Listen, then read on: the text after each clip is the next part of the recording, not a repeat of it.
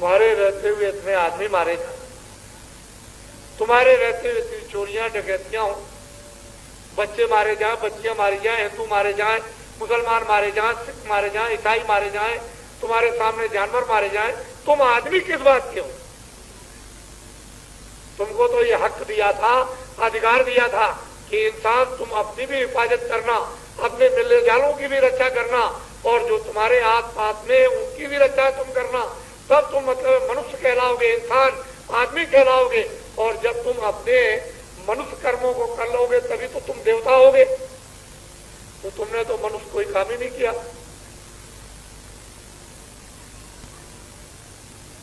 तो आपको तो ये मेरी एक एक बातें आपको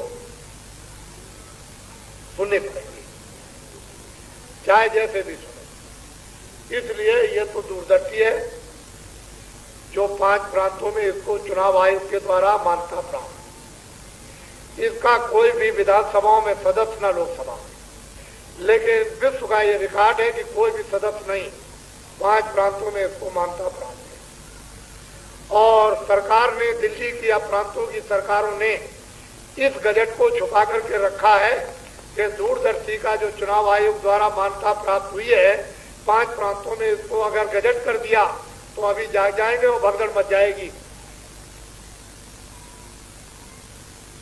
तमाम वर्कर्स टूट जाएंगे। ये अपराध है।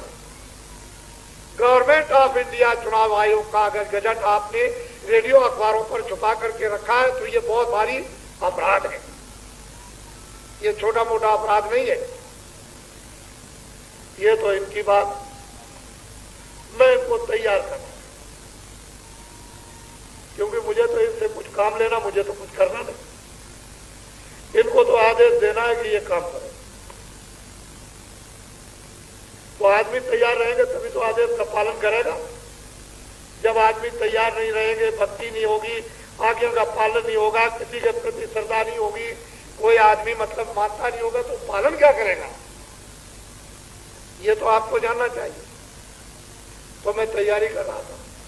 उस समय पर इनको देख करके लोग मजाक कर रहे थे, हंसी करते थे। अरे मुसलमानों, तुम्हारी जबान तो मतलब ये है कि गंदी हो जानी चाहिए। मोहम्मद साहब, हजूर मोहम्मद साहब इसी को कहते थे। तुम कितने भी बड़े नवाब हो गए, तुम्हारे घरों में मकबल चारपाइयों में बिछाए जाते हैं, लेकिन दरवाजे पर एक टाट लगा हुआ।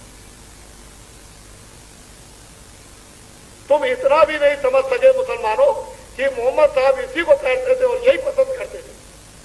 तुम्हारी तो आंखें सर्प से झुक जानी चाहिए। और वो वशिष्ठ विश्वामित्र ने ये राम को यही टाट, यही बोरा, यही कंठान, यही गोल पाट, इसको पैरा करके और सिर पर बाल रख करके कहा चले जाओ वेश बदल करके और तुम 14 बरस वनवास में जाओ, तपस्या कर लो। इसी को ये तुमने कभी ईसा मसीह, उनके ईसाइयों ने सोचा नहीं कि ईसा मसीह और उनके बाप,